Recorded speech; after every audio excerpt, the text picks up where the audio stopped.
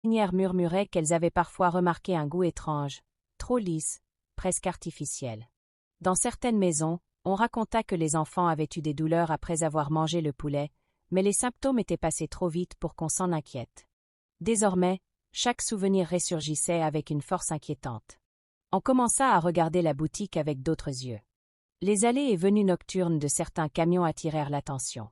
On remarqua que des livraisons avaient lieu très tard, parfois à des heures où le quartier est endormi, entre deux éclats de cigales et de moteurs lointains. Un domestique vit un carton tomber d'une moto glaciaire, et en le relevant, il sentit sur ses doigts une humidité piquante, une odeur étrange, vite dissipée mais marquante. Les doutes prenaient racine, mais personne n'osait en parler à voix haute. La réputation d'Awa, son élégance, sa discipline, son intouchable image de femme bénie par Dieu, empêchaient les accusations. On préférait croire à des incidents isolés, à des maladresses de préparation, à des coïncidences douloureuses. Mais la peur s'insinuait doucement. Dans les dîners chics, entre deux coupes de champagne, les conversations se faisaient plus prudentes.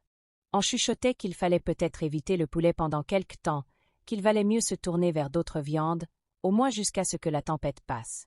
Mais chaque fois que quelqu'un osait poser la question de comment Awa pouvait vendre à si bas prix, le silence s'installait, lourd, inconfortable. Dans une ville où le luxe est une façade fragile, personne ne voulait être celui qui brise l'illusion.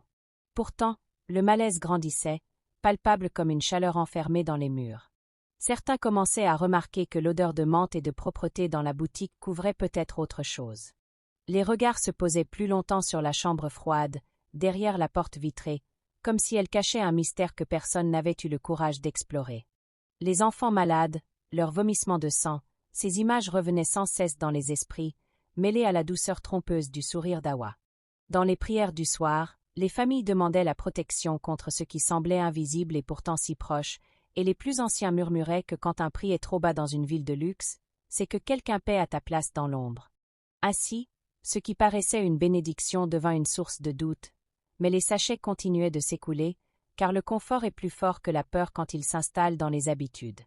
On continuait d'acheter, en baissant juste un peu la voix, en croisant les doigts, en priant pour que le prochain repas ne soit pas celui qui basculera dans l'horreur. Derrière les vitrines impeccables, la chambre froide restait close, froide, silencieuse, comme un ventre opaque où s'empilaient des secrets que personne n'avait encore osé regarder en face. Pourtant, le ver était entré dans le fruit, et dans le quartier luxueux où l'on croyait tout contrôler, un souffle de peur venait de fissurer la perfection. Derrière la façade immaculée de la boutique, derrière le sourire maîtrisé d'Awa, se cachait une vérité que personne n'aurait imaginée et que certains commencèrent à percevoir